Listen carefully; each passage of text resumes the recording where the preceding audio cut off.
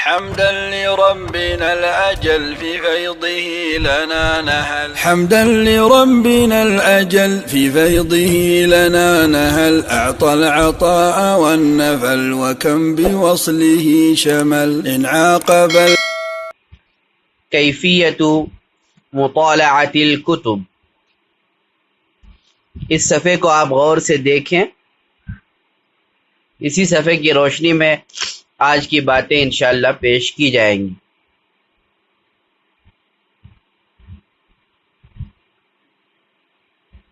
دیکھیے اوپر لکھا ہوا ہے کیفیت مطالعۃ الکتب، یعنی مطالعہ کیسے کیا جائے. اس کے بعد لکھا گیا ہے ارکان المطالعہ، یعنی وہ کیا چیزیں ہیں جو مطالعے کے وقت لازمی طور پر ہمارے پاس ہونی چاہیے. جس طرح نماز کے ارکان ہوتے ہیں تو اسی طرح یعنی ارکان کے بغیر وہ چیز مکمل نہیں ہوتی.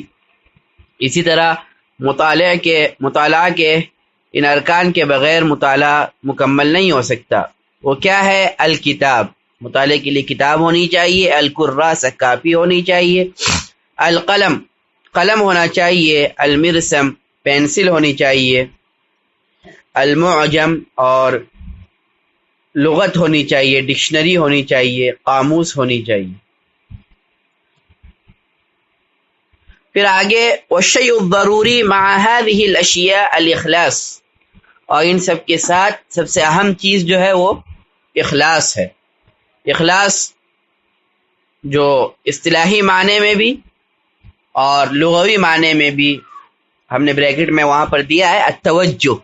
یعنی اخلاص کا مطلب ہے کہ ایک تو یہ کہ ہمارا پڑھنا وہ صرف اور صرف اللہ کی رضا کے لیے ہو، اور دوسرا یہ کہ التوجہ یعنی مکمل یکسوئی کے ساتھ پڑھا جائے، مکمل یکسوئی کے ساتھ پڑھا جائے. اب آئیے آگے لکھا ہوا ہے المراحل المفیدہ لمطالعۃ الکتب العربیہ. جو چیزیں آگے بیان کی جائیں گی وہ عموماً ہر کتاب کے مطالعے کے سلسلے میں ہیں، لیکن چونکہ ہمارا کورس عربی زبان کے تعلق سے ہے اس لیے ہم عربی کتابوں کے مطالعے کے سلسلے میں جو چیزیں ہوتی ہیں اس کے اعتبار سے اس کو مرتب کیا گیا ہے. سب سے پہلی چیز ہوتی ہے اختیار الموضوع والمصنف. جب آپ کسی دکان جاتے ہیں، مارکیٹ جاتے ہیں، سپر مارکیٹ جاتے ہیں یا مال میں جاتے ہیں، کہیں بھی جاتے ہیں، تو آپ جو چیز خریدنا چاہتے ہیں اس کو آپ پہلے اختیار کرتے ہیں. آپ وہاں جاتے ہیں، دیکھتے ہیں، پرکھتے ہیں، جانچتے ہیں، اس کی تفصیلات پوچھتے ہیں، پھر جا کر اس میں سے کسی ایک چیز کو آپ کو کوئی ایک چیز آپ اختیار کرتے ہیں. ایسا تو نہیں ہے کہ آپ پیسہ لے کر چلے گئے، دکاندار سے کہا کہ یہ لو پیسہ مجھے دو. اب جیسے ہی آپ دکان میں جائیں گے، آپ کے کچھ کہنے سے پہلے وہ آپ کو پوچھے گا کہ بھائی کیا چاہیے.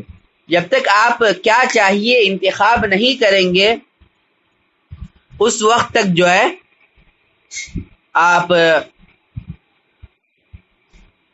آپ کو جو چیز چاہیے وہ نہیں دے سکتا. تو اسی طرح یہاں پر مطالعہ، کتابوں کی دنیا بڑی وسیع ہے اور کتابوں کی تعداد بے شمار ہے.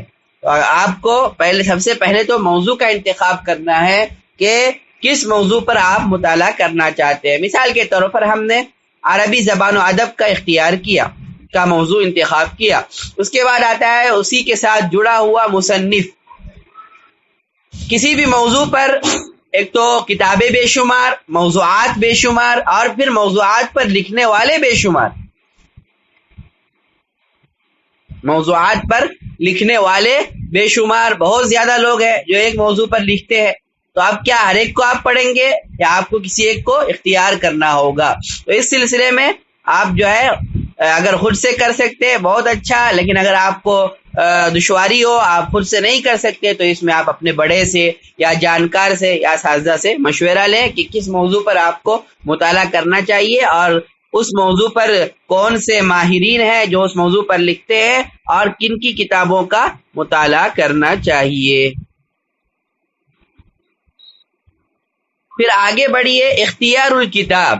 اس کے بعد آپ نے موضوع کا انتخاب کر لیا یا پھر مصنف کا انتخاب کر لیا. اب آگے آتا ہے دوسرے نمبر پر کتاب کا انتخاب کرنا. یہ بھی بہت ہی اہم اور ضروری چیز ہے. آپ ضروری ہے کہ آپ اپنی صلاحیت کے اعتبار سے کتاب کا انتخاب کریں. جس طرح ایک بچہ ہوتا ہے، جس طرح کھانے میں آپ نے دیکھا ہوگا جب بچہ بالکل چھوٹا ہوتا ہے صرف دودھ پیتا ہے، پھر ذرا بڑا ہوتا ہے تو جو ہے بسکٹ کھانا شروع کرتا ہے، پھر ذرا بڑا ہوتا ہے تو چاول کھانا شروع کرتا ہے، روٹی کھانا. تو یہ ترتیب ہوتی ہے. ایسا نہیں کہ پہلے دن ہی بچہ پیدا ہوا اور جو ہے آپ نے اس کو، ارے بھائی بچہ پیدا ہوا، خوشی میں جو ہے آپ نے اس کو چکن بریانی مٹن بریانی کھلا دی، تو کیا حال ہوگا اس کا. تو یہی حال کتابوں کے اختیار کرنے میں بھی ہے کہ آپ اپنی صلاحیت کے اعتبار سے کتاب کا انتخاب کریں. مثال کے طور پر ہم نے موضوع اختیار کیا عربی زبان و ادب، مصنف کا اختیار کیا حضرت مولانا علی میاں رحمۃ اللہ علیہ. اب حضرت مولانا علی میاں رحمۃ اللہ علیہ کی عربی زبان و ادب کے میدان میں یا موضوع پر بہت سی کتابیں ہیں اور ہر سطح کی کتابیں ہیں. تو ہمیں اسی کتاب کو اختیار کرنا چاہیے، جو ہماری صلاحیت کے اعتبار سے موافق ہو، مناسب ہو. مثال کے طور پر اگر جو ہے عربی اول کا یا عربی دوم کا طالب علم ہے، ابھی اس نے عربی زبان پڑھنا ہی شروع کیا ہے اور وہ جو ہے حضرت مولانا علی میاں رحمۃ اللہ علیہ کی ماذا خسر العالم یا پھر الطریق الی المدینہ اس طرح کی کتابیں وہ اختیار کرے گا تو اس کا حال وہی ہو جائے گا جو کہ ایک چھوٹے بچے کو بریانی کھلانے سے ہوگا. اس کے بعد تیسرے نمبر پر آتا ہے تعیین الوقت. یہ بھی بہت ہی ضروری چیز ہے. آپ کو اختیار کرنا ہوگا کہ کون سا وقت میرے لیے مطالعے کے لیے زیادہ مفید ہے، زیادہ بہتر ہے. یہ ہر ایک کے مزاج کے مطابق جو ہے وقت الگ الگ ہوتا ہے. کسی کے لیے صبح کا وقت بہتر ہوتا ہے، کسی کے لیے رات کا وقت بہتر ہوتا ہے. بہرکیف آپ کی طبیعت جس وقت مطالعے پر آمادہ ہوتی ہو اس وقت کا آپ انتخاب کریں گے.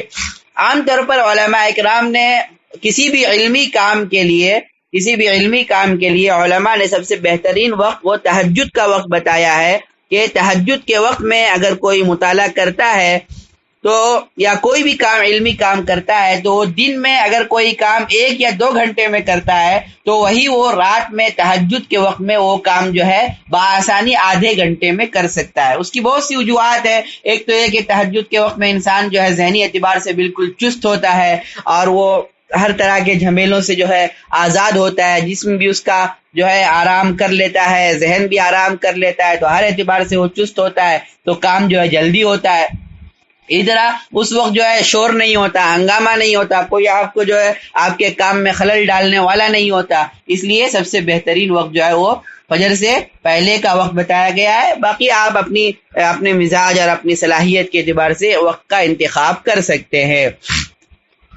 وقت میں اس بات کا بھی خیال رکھنا چاہیے کہ آپ کتنی یہ آئے گا. اس کے بعد دوسرے نمبر پہ ہم نے دیا ہے تعین الہدف. اس طرح ہدف کا بھی تعین ہونا چاہیے. ہدف کا مطلب ہے کہ کتنے صفحات آپ پڑھیں گے. ایسا نہیں کہ پہلے دن کتاب لی تو 200 صفحات پڑھ لی ہے، دوسرے دن جو ہے کتاب کو چھوا بھی نہیں، ہاتھ بھی نہیں لگایا. ایسے نہیں ہونا چاہیے. اور یہ دونوں چیزیں ملی ہوئی ہیں. جب آپ ہدف یعنی تعین کر لیں گے کہ اتنے صفحات مجھے پڑھنا ہے، پھر آپ کو اندازہ لگانا ہوگا. مثال کے طور پر آپ نے متعین کر لیا کہ مجھے جو ہے روزانہ 10 صفحات پڑھنے ہیں. اب آپ اندازہ لگائیے کہ ایک صفحہ پڑھنے میں آپ کو کتنی دیر لگتی ہے. مثال کے طور پر ایک صفحہ پڑھنے میں آپ کو اگر 5 منٹ لگتے ہیں تو 10 صفحہ پڑھنے میں 50 منٹ لگیں گے. تو اس اعتبار سے آپ اپنی دن بھر کے 24 گھنٹے میں سے 50 منٹ آپ نکال دیجئے اور اس کو خاص کر دیجئے مطالعے کے لیے. تو یہ ہو گئی تمہیدی چیزیں. ابھی ہمارا مطالعہ شروع نہیں ہوا، اس سے پہلے کی یہ چیزیں ہیں. ارکان جو ہے، جو کتاب ہے، کاپی ہے، قلم ہے، پینسل ہے اور لغت ہے، وہ آپ کے پاس ہو. پھر اس کے بعد آپ موضوع اختیار کریں، پھر مصنف کا انتخاب کریں، پھر اس کے بعد جو ہے کتاب کا انتخاب کریں، وقت کا تعین کریں اور اس کے بعد جو ہے ہدف کا تعین کریں. جب یہ چیزیں سب مکمل ہو گئیں تو اس کے بعد آتا ہے قراءۃ العبارہ کا مرحلہ، یعنی اب جا کر آپ جو ہے کتاب پڑھیں گے. یہاں پر ہم نے قراءۃ العبارہ کے بعد 1 نمبر لگایا ہے. یعنی اس کا مطلب یہ ہے کہ پہلی مرتبہ آپ جو ہے عبارت پڑھیں گے، یعنی کل ہم کو 3 مرتبہ پڑھنا ہے۔ ایک مرتبہ پہلی مرتبہ جب آپ عبارت پڑھیں گے تو صرف آپ سرسری طور پر عبارت پڑھتے جائیں گے، آپ اس میں کچھ سوچیں گے نہیں، کچھ بھی غور و فکر نہیں کریں گے، بلکہ ایک مرتبہ یعنی مثال کے طور پر آپ نے تعین کر لیا کہ 10 صفحات آپ کو پڑھنے ہیں، تو آپ جو ہے ایک مرتبہ اس کو شروع سے لے کے آخر تک جو ہے پڑھ لیں گے 10 صفحات کو، کچھ سوچیں گے نہیں، قراءۃ العبارہ سرسری طور پر عبارت کا پڑھ لینا۔ اس کے بعد پھر دوبارہ جو ہے قراءۃ العبارہ مع تخطیط الالفاظ الصعبہ، 2 اس پر 2 لکھا ہوا، یعنی دوبارہ ہم عبارت پڑھیں گے، اور اب جو عبارت پڑھیں گے تو جو مشکل الفاظ ہیں ان پر ہم پینسل سے نشان لگاتے چلے جائیں گے۔ یاد رکھیں ہمیشہ جب بھی کتاب پر آپ کو نشان لگانا ہو تو جب ضروری ہو اسی وقت لگائیں اور پینسل سے لگائیں، اگر ہم قلم سے لگائیں گے تو گویا کہ ہم جو ہے کتاب کو خراب کر رہے ہیں، اور خاص طور پر اگر وہ دوسرے کی کتاب ہو یا کتب خانے کی کتاب ہو، مدرسے کی کتاب ہو، تب تو یہ ایک جو ہے بہت ہی برا عمل ہوگا۔ تو جب بھی ہم کتاب پر کچھ لکھیں تو پینسل سے لکھیں تاکہ کتاب خراب نہ ہو۔ تو جو مشکل الفاظ ہیں، جو مشکل جملے تعبیرات ہیں، ان سب پر آپ نشان لگا دیں۔ اب 7ویں نمبر پہ کیا کرنا ہے آپ کو؟ کتابۃ الالفاظ الصعبہ علی الکراسہ۔ اب جو ہے آپ ایک طرف کتاب رکھیں، کاپی کھولیں، اور جن الفاظ پر آپ نے نشان لگایا ہے ان تمام الفاظ کو جو ہے اپنی کاپی پر نوٹ کر لے۔ اس کے بعد 8ویں نمبر پہ کیا کرنا ہے؟ بحث الالفاظ والمعانی فی القوامیس والمعاجم۔ جو الفاظ مشکل الفاظ آپ نے کتاب پر نشان لگا کر آپ نے کاپی پہ نوٹ کیے، اب ان الفاظ کے معنی آپ جو ہے لغت میں دیکھ لیں۔ اس کے بعد 9ویں نمبر پر آتا ہے قراءۃ العبارہ فی ضوء الالفاظ التي بحثناها۔ اب جو ہم نے الفاظ ڈھونڈے ہیں، الفاظ کے معانی ڈھونڈے ہیں، ان کی روشنی میں ہم تیسری مرتبہ عبارت پڑھیں۔ پہلی مرتبہ سرسری طور پر، دوسری مرتبہ جو مشکل الفاظ ہیں وہ ڈھونڈنے کے لیے، اور تیسری مرتبہ جو ہے جو ہم نے مشکل الفاظ ڈھونڈے ہیں ان کی روشنی میں عبارت کو حل کرنے کے لیے۔ اس طرح اگر آپ یہ طریقہ اختیار کریں گے تو ہمیں یقین ہے کہ تیسری مرتبہ میں آپ کو عبارت پوری کی پوری سمجھ میں آ جائے گی۔ کبھی کبھار ایسا ہوتا ہے کہ عبارت بہت زیادہ سخت ہوتی ہے، یا وہاں پر جو ہے سمجھ میں نہیں آتی ہے، یا الفاظ جو ہے بہت زیادہ مشکل ہوتے ہیں، تو اس صورت میں آخر پہ یہ نمبر آتا ہے 10ویں نمبر پہ طلب المساعدہ من الزملاء اولا ثم من الاساتذہ۔ تو ہم جو ہے تعاون لیں گے، مدد حاصل کریں گے سب سے پہلے اپنے درسی ساتھیوں سے، اگر ان سے بھی حل نہ ہو تو پھر ہم اساتذہ کے پاس جائیں گے۔ ہم نے ایسا کیوں لکھا؟ اس لیے لکھا کہ بہت مرتبہ ایسا ہوتا ہے کہ خاص طور پر شروع سال میں اساتذہ درجے میں آتے ہیں اور طلبہ کو مشورہ دیتے ہیں کہ بھائی مطالعہ کرو، مطالعے سے بہت فائدہ ہوگا۔ اب اور طالب علم جو ہوتے ہیں بعض طلبہ وہ چلو مطالعہ شروع بھی کر دیتے ہیں، اب چھوٹی چھوٹی بات بھی سمجھ میں نہیں آئی سیدھے استاد کے پاس پہنچ جاتے ہیں، نہ وقت کا خیال رکھتے ہیں نہ ان کے آرام کا خیال رکھتے ہیں۔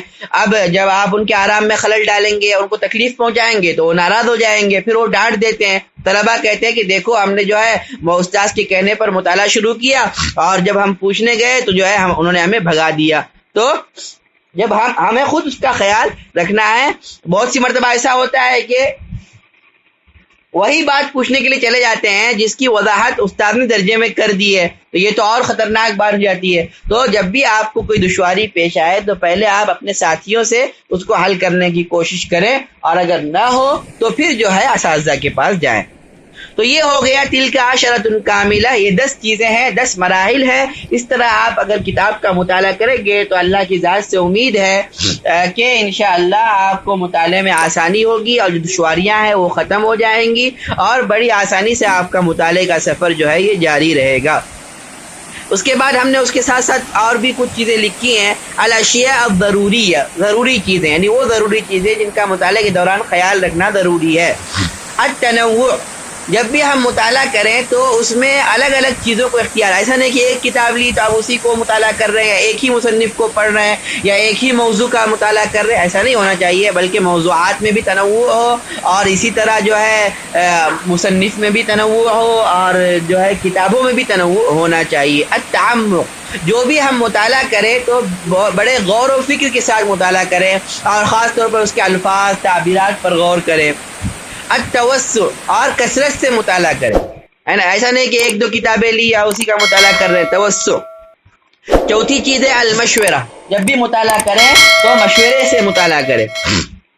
اور پانچویں چیز ہے مطالعۃ الکتب الصغیرہ فی البدایہ، شروع میں چھوٹی چھوٹی کتابوں کا مطالعہ کرنا چاہیے. بعض مرتبہ ایسا ہوتا ہے طلبہ جوش میں آتے ہیں اور کتب خانے جا کر 500,000 صفحات کی جو ہے کتاب اٹھا کر لے آتے ہیں. مطالعہ شروع تو کر دیا لیکن دیکھ رہے ہیں کہ وہ جو ہے 1 مہینہ گزر گیا، 2 مہینہ گزر گیا، کتاب ختم ہی نہیں ہو رہی ہے. آخر میں جو ہے تھک جاتے ہیں اور پاؤ کتاب آدھی کتاب پڑھ کے کتاب واپس کر دیتے ہیں.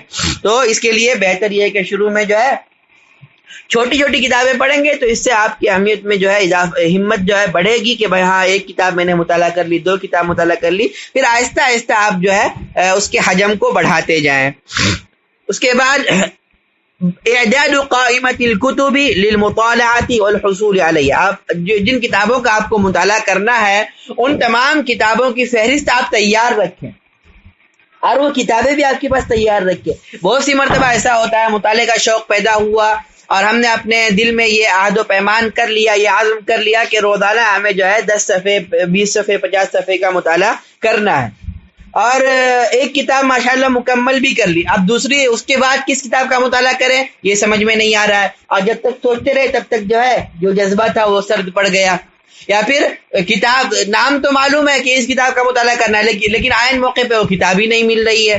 تو اس سے بھی کیا ہوتا ہے جو انسان کا جذبہ ہوتا ہے وہ سرد پڑ جاتا ہے اور پھر جو ہے جو سلسلہ ہے وہ ٹوٹ جاتا ہے. تو پوری ایک فہرست بنا لیں اور وہ کتابیں بھی اپنے پاس رکھیں تاکہ جو ہے جیسے ہی ایک کتاب ختم ہو تو پھر دوسری کتاب آپ شروع کر دیں، ہے نا. آپ نے دعوتوں میں دیکھا ہوگا جو دعوت ہوتی ہے کھانے کی یا شادی وغیرہ کی تو ایک پلیٹ آپ کے سامنے رکھتے ہیں اور اس کے ساتھ ساتھ ایک پلیٹ جو ہے سامنے الگ سے بھی رکھ دیتے ہیں کہ جیسے ہی یہ پلیٹ کا ختم ہو جائے تو آپ وہاں سے دوسرا لے سکیں، اور اگر اس میں تھوڑی بھی تاخیر ہو تو پھر جو ہے سب کی پیشانی پر بل آ جاتے ہیں، ہے نا. تو جس طرح اس میں ہے اسی طرح کتاب میں بھی ہے. اگر آپ فوراً جو ہے آپ کے پاس کتاب تیار رہے گی تو پھر آپ کے لیے مطالعہ کرنا جو ہے جلدی آسان ہوگا اور سلسلہ آپ کا ٹوٹے گا نہیں. پھر اس کے بعد ہے کتابۃ الاشیاء المہمہ علی المذکرہ، جو بھی اہم چیز آئے تو آپ جو ہے اس کو جو مذکرہ ہم نے بنوائی ہے وہ اس پر آپ جو اس کو لکھتے جائیں. جو بھی اہم نئے الفاظ آئے، نئی تعبیرات آئے یا اصطلاحات